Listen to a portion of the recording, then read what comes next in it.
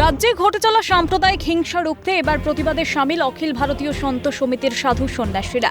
হিংসা অশান্তি মারামারি রুখতে পুলিশ প্রশাসন ব্যর্থ, তারা সাধারণের নিরাপত্তা দিতে পারে না, তাদের উপর থেকে দিন দিন আস্থা হারাচ্ছে সাধারণ মানুষ।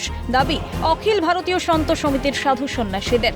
এসবের প্রতিবাদে ও সংখ্যালঘুদের নিরাপত্তা সুনিশ্চিত করতে বুধবার রাজ্য পুলিশের সদর দপ্তর ভবানী ভবনে উপস্থিত হন অখিল ভারতীয় সন্ত সমিতির রাজ্য সম্পাদক ব্রহ্মবিদ্যানন্দ ব্রহ্মচারী, বিশাখানন্দ মহারাজ সহ অন্যান্য সদস্যরা। ডিজি রাজীব কুমারের সঙ্গে দেখা করতে উপস্থিত হয়েছিলেন তারা, যদিও তাদের সঙ্গে দেখা করেননি ডিজি। পশ্চিমবঙ্গে ক্রমাগত হয়ে চলা যে হিন্দু নরসংহার, তাকে কন্ট্রোল করবার জন্য এবং হিন্দুদেরকে বিশেষ করে সুরক্ষা প্রদান করবার জন্য আমরা ডিজি সাহেবের কাছে আবেদন নিয়ে এসেছি। তিনি আমাদের সাথে দেখা করলেন না, তিনি একটি নাকি খুব গুরুত্বপূর্ণ মিটিংয়ে ব্যস্ত আছেন। তাদের দাবি ইমেল করে ডিজির সঙ্গে দেখা করার সময় চাওয়া হলেও কোনো রকম প্রতিক্রিয়া মেলেনি ডিজির তরফে। ডিজির সময় দিলে তবেই দেখা করা সম্ভব হবে বলে জানানো হয়। গতকাল সেই মর্মে আমরা ওনাকে ইমেল মাধ্যমে যোগাযোগ করি।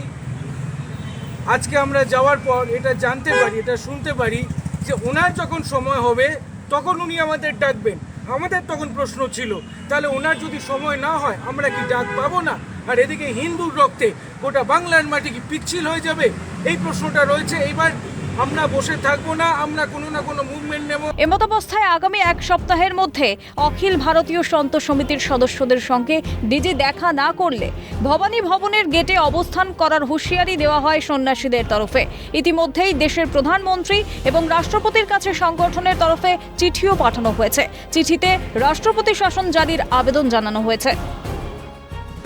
রাজীব নস্করের রিপোর্ট, ক্যালকাটা নিউজ।